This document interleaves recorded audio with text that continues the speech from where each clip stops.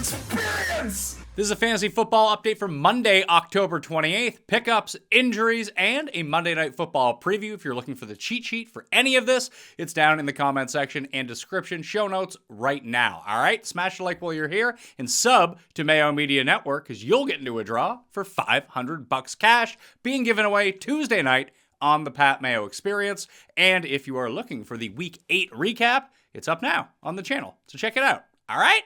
Monday Night Football, we got the Giants and the Steelers. No real injuries to be concerned about coming into the game. So that just brings us straight to the underdog picks of the night, which means you can use code Mayo right now and unlock a Russell Wilson free pick for this game, which you can add to the entry that I'm putting up for tonight's game. First off, Jaylen Warren. Jaylen Warren higher than 6.7 fantasy points with Russell Wilson returning. The dump-off game is alive, and Jaylen Warren finally looks healthy. He looked shot out of a cannon last week, which is the first time we've seen any explosiveness from him all season long, and we know that both these teams can generate a ton of pressure on the quarterback, so getting the ball out quickly is going to be imperative. So through receptions alone, he might be able to hit this. If he finds the end zone, obviously he's going to hit the higher on this one, so let's go with Jaylen Warren higher than 6.7 fantasy points in the game. Devin Singletary lower than 6.8 fantasy points. We saw a big split between he and Tyrone Tracy a week ago. If that persists, Singletary is simply not going to have the volume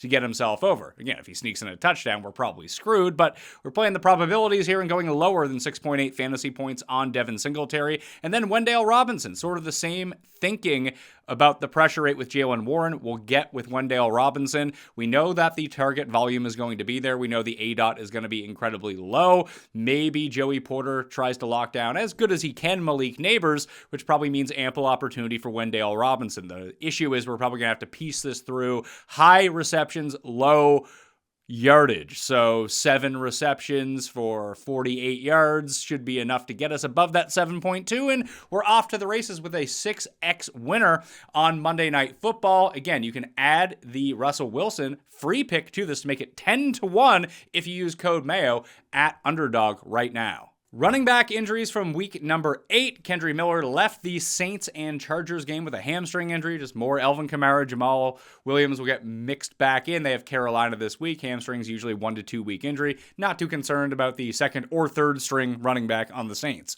at this point. Jordan Mason left the game with the same shoulder injury that cost him half the game 2.5 weeks ago, and then Garendo gets banged up towards the end. He ends up coming back in. Obviously, Christian McCaffrey is still on injured reserve, but here's the thing. San Francisco goes to its bye week in week number 9, then returns for week 10, and as expected, Christian McCaffrey should return for that game. If not, Jordan Mason should return for that game. So if you're rushing to go pick up Garendo, maybe if you have the bench room as a speculative pickup, because there's no guarantee that both those guys are going to be okay. But if McCaffrey's back, we're not going to see any Garendo. If Mason is back and healthy, we're not going to see any Garendo. So just keep that in mind going into the bye week, but you're probably going to need to find someone to fill in the meantime. Rico Dowdle missed Sunday Night Football in that same game against the Niners with an illness. He should be fine for week number 9. Travis Etienne missed the game once again with his hamstring injury. Not that Tank Bigsby did a ton, but Etienne should return in week number 9. At least that was the trend line. He almost played on Sunday, which almost guarantees that he'll play next week. Jerome Ford missed the game for the Browns, leading to a ton of Pierre Strong in that game, although Nick Chubb's workload continued to go up, especially where they were not behind the entire time and needing to play catch-up. That's the split that we're going to see. When the Browns are competitive within a score, Nick Chubb is going to be on the field a ton and still getting his carries on the ground. When they fall way behind, we're not going to see a ton of Chubb on the field. Maybe not. But Jerome Ford will play the Pierre Strong role once Jerome Ford ends up coming back. Tajah Spears missed the game. He was close to a game-time decision. Expect him back this week against the Patriots as well. Keaton Mitchell can come on. He is off the PUP list, returning to practice, has not been activated as of yet. I like him as a spec pickup if anything were to happen to Derrick Henry. Not that Mitchell would just have 85% of the backfield carries. Justice Hill is still going to be worked in, but I would expect Mitchell to be the one on the ground to take over for Derrick Henry, and he's basically unowned at this point. Probably not back in week 9, maybe week 10. Ditto for Jonathan Brooks. He was ruled out. His practice window has opened. Maybe week 9, more likely week 10 for him for the Carolina Panthers, and we'll see what that does. If Bryce Young is starting at quarterback, then you probably don't want any of these guys because they're all kind of useless at this point. And Gus Edwards is still on injured reserve. We'll monitor his status as we go forward and how close he is to coming back, because the backfield does not look good in two pretty soft matchups since he has went on the injured reserve. That'd be against the Saints and Arizona. We thought these would be great spots for J.K. Dobbins. They have not been great spots for J.K. Dobbins. At least the results were not great for J.K. Dobbins. Running back pickups for the week. Again, you can find all of the info down in the show notes in the link to the Mayo Media newsletter, which will get updated all the way through waivers. Jaylen Warren is the number one pickup of the week, followed by Ray Davis, Braylon Allen, Tower Algier, and then Blake Corum. Corum, if anything was to happen to Kyren Williams, now that the Rams, offensively at least, appear to be back at 100% full strength, you probably want Corum. He wouldn't get the Kyren Williams role. No one would. He'd probably split with Ronnie Rivers, but he'd have the lead, at least in my estimation, of where you're going right now. A lot of people drafted him, then dropped him. He's widely available. If you have the bench room, I have him at number 5 in the pickup rankings this week. Well, the running backs got spared most of the injuries in week 8. It was another bad receiver week for your fantasy team, so hopefully you avoided some of the chaos that ensued. Stefon Diggs, we do not know as of this recording how bad this non-contact injury to his knee is. It's expected to be bad. He could be out for the season. He could be a couple weeks. Maybe he's fine. That would be like the 5% outcome here, but hey, crazier things have happened. His MRI is scheduled for Monday, but do not be shocked if he is declared out for the season, or at least out for an extended period of time later today. Christian Kirk, we already know. He broke his collarbone. He's done for the year.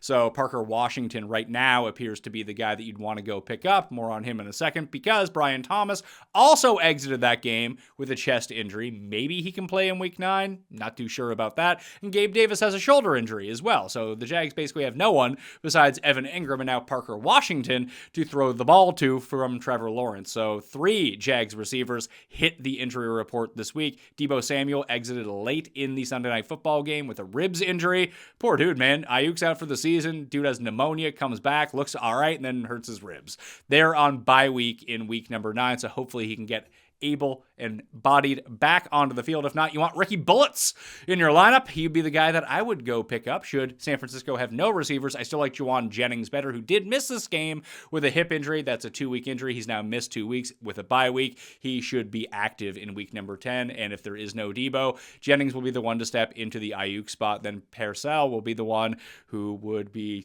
tertiary in that offense, depending on the health of Kittle, depending on the health of Jennings, depending on the health of Deebo Samuel at this point. A lot going on in San Francisco land. Fortunately, they get the win. They improved to 500 and tied for the division lead with Seattle and the Arizona Cardinals, with the Rams just one game behind at this point. Sterling Shepard exited the game for the Tampa Bay Buccaneers. We started to get some clarity on how that offense would look without Mike Evans and without Chris Godwin for the season. Jalen McMillan and Trey Palmer were the 2 that ran the most routes. Miller ended up coming in a little bit at receiver for Shepard once he exited the game. So did Jared. I wouldn't worry too much about them. Cade Otton is still the one that you'd want to own. After that, it would be Jalen McMillan for me. T. Higgins missed the game. The Bengals dropped to 0-3 without T. Higgins in their starting roster. It's a soft tissue injury. It's his 2nd of the year, so not entirely sure whether or not he's going to play in week 9. Follow the practice reports on that. More info on this later in the week. Ditto for DK Metcalf, and his knee did not play against the Bills. They get the Rams this week in a really nice matchup at home, but again, he might not play. Juju Smith-Schuster missed the game with a hamstring injury. Maybe another week for him, as he aggravated it during the game a week ago and had to exit, so that's usually going to be a carryover, so keep an eye on him. Curtis Samuel did not play with a pectoral injury. No one really cares about that. For your fantasy roster, at least, I'm sure his parents care. Jamison Williams will be out in week number 9 against the Packers with that PED suspension. He served 1 this week, 2 next week, and then he shall return. Adam Thielen and Deontay Johnson both missed the game for the Carolina Panthers. Not sure about Johnson, whether it's really that severe, whether they're trying to trade him. But with Bryce Young, again, at quarterback, unless Andy Dalton comes back, I have very low hopes and low expectations for both these guys and anyone on Carolina. At least with Dalton, they have a pulse. There's a chance they could have a good game. That is just not happening with Bryce Young right now. Juwan Jennings, as mentioned, missed the game. Jalen Polk and his concussion missed the game. Drake May is also suffering from a concussion now, so you probably have to dial back any enthusiasm you had for Polk. You probably don't even need to own him in fantasy at this point. Quentin Johnston missed the game for the Chargers once again with his ankle injury. Maybe he can return this week against the Browns. Allen Lazard, in a quick turnaround on Thursday Night Football, he missed this week. He probably is not going to play, but maybe he can work his way in and become that wide receiver 3 Aaron Rodgers so desperately needs to lose the game to some crap team like Houston at this point, although Houston's pretty good. Jordan Whittington missed the game.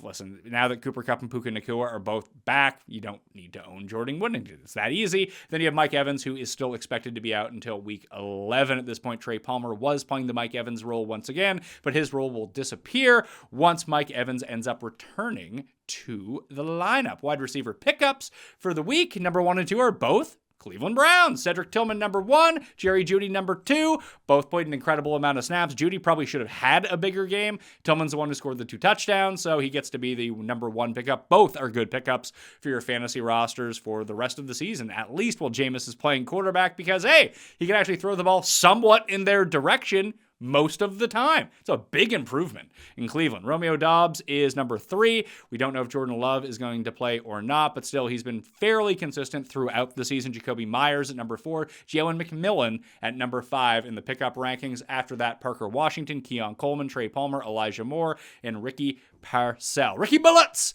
coming in at number 10. Tight end injuries. Goddard did not go. Calcaterra ended up stepping in his spot. Almost got to 50 yards. Incredible game for Calcaterra. Maybe Goddard can return, although he may still miss another week. Hayden Hurst missed the game for the Chargers with a groin injury, leading Will Disley to start once again, who was on the injury report. Then you have TJ Hawkinson, who missed Thursday Night Football last week against the Vikings, but is expected to play in week number 9, because if they do not activate him, he is out for the year due to PUP rule. So expect TJ Hawkinson to get back into the lineup and be right around a fringe top 10 receiver on the onset, and then maybe back to a top 5 guy by the end of the season, depending on how he integrates himself into this Vikings offense. It's a downgrade for Addison and mainly Jalen Naylor in that offense. Not that you were probably playing those guys a ton anyway, and Jordan Addison's already talking about wanting out of Minnesota because he's not getting enough opportunities. Oh, too bad. You got Justin Jefferson on the other side of the ball from you. So yeah, I would throw to him too. Tight end pickups, it's still Hunter Henry, even if Drake May misses the game. Zach Ertz, Tyler Conklin, Taysom Hill, and Noah Fant are the top 5 for the week. At quarterback, Jordan Love exited the game with a groin injury. They get the Lions this week. I do not expect him to play in week number 9. Mainly, it's a groin injury. That's not great. And if it gets re-aggravated, he could be out for the season. And then the Packers go on bye in week 10. So you can buy him 2 weeks of off time here. The Packers' goal is to actually win the Super Bowl, not just try to win and squeeze out I don't want to say a meaningless game against the Lions. Obviously, it's a division game, but it's all about making the playoffs and getting your star quarterback healthy at this point. So I would anticipate Malik Willis playing against the Lions in week number 9. So a downgrade to mostly everyone on the Packers, except for Josh Jacobs, who plays great the moment that Malik Willis gets inside the game. Drake May sustained a concussion against the Jets. They get Tennessee this week. Probably not going to play. We've seen concussions, especially for rookies and younger players, keep them out, especially if it's their first concussion in the NFL. So Jacoby Brissett probably starting for the Patriots against Tennessee in week number 9. Will Levis missed that game. He should return against the Patriots, but we'll see on that front. And Derek Carr missed week 8 with an oblique injury. He is expected to be back in week number 9 against the Carolina Panthers, which makes him a pretty good stream this week. But not as good as Matthew Stafford at Seattle is the number 1 streamer of the week. Jameis Winston, number 2 at home against the Chargers. Then Derek Carr at Carolina, and that Civ defense, which just ceded 30 fantasy points to Bo Nix. Daniel Jones at home against Washington, and then Bo Nix, even against Baltimore.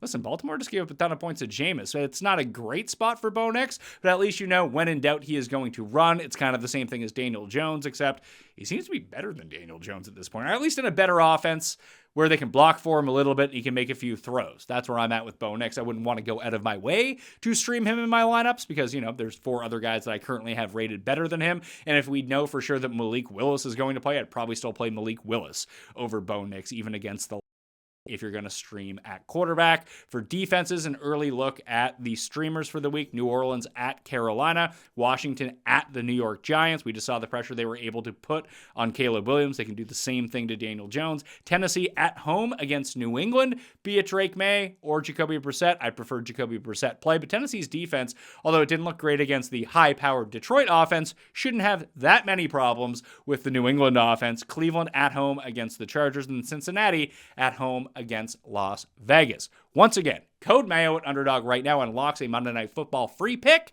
of Russell Wilson. We almost got there on the 20-1. It came down to Sunday Night Football, 4-4 going into that.